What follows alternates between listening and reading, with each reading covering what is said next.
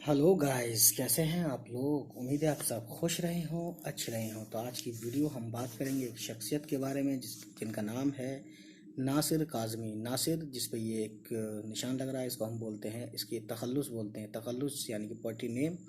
जब गज़ल में, नज़म में या शेर व शायरी में ये नाम यूज़ होगा नासिर, तो उसके ऊपर ये एक निशान ज़रूर आएगा। यानी ये निशान किस पे आता है? तखल्लुस वाले नाम पे। ठीक है, चलिए इनके बारे में हम जानते हैं आज क्या है क्या नहीं है। नासिर काज़मी अम्बाला में पैदा हुए।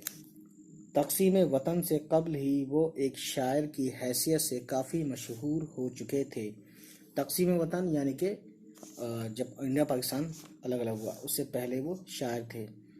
तो 1947 के बाद पाकिस्तान जाकर लाहौर में सकूनत अख्तियार कर ली, यानी कि वो वहीं रहे लाइफ टाइम। ठीक। नासिर काज़मी ने उस दौर में गज़ल गोई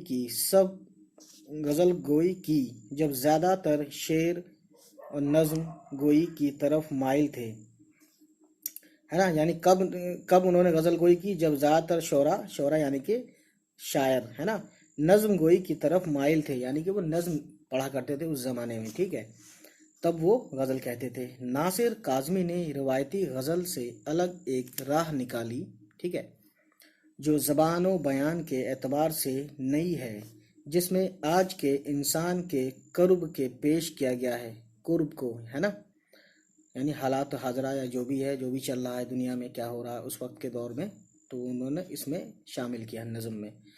उन गज़लों की एक बड़ी खूबी लहजे का धीमापन, ठीक है, और एहसास की ताजगी है। ठीक है, यानी कि एकदम ऐसा लगता है कि हमारे आसपास की कहानी चल रही है। आज़ादी के बाद की गज़ल पर नासिर काज़मी का गहरा असर है। ठीक है, यानी आज़ादी के बाद जो गज़ल उन्होंने कही उस पर ज़्यादा गहरा असर रहा। ठीक है, नासिर काज़मी की गज़ल के मशहूर मजमूए बुर्गे नए और दीवान हैं।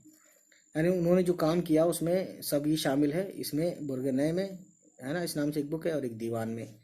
उनका तीसरा मजमुआ पहली बारिश, है ना, उनके इंतकाल के बाद 1975 में शाया हुआ। ठीक है, इनका इंतकाल कब हुआ था? 1972 में। तो आप देख सकते हैं यहाँ पे पैदाइश 1925 में। ठीक है, और गाइस देखिए इसमें क्या है, अब कुलियात भी मंजर आम पर आ चुका है। यानी कुलियात में भी उन्होंने तिब्बे आजमाई की है, यानी कोशिश की है, लिखा है इसके बारे में इसमें, मतलब इन्होंने। ठीक, तो इनकी जो नज़्म है अगली बार हम इसमें बात करेंगे, जिसका नाम है बारिश की दुआ। तो चलिए फिर गाइस, नेक्स्ट वीडियो में हम बारिश की दुआ पढ़ेंगे और उसका जो भी नज़्म के बारे में है ना, तशरीह वगैरह हम देखेंगे। चलिए तब तक खुश रहें, आबाद रहें, बाय बाय, टेक केयर।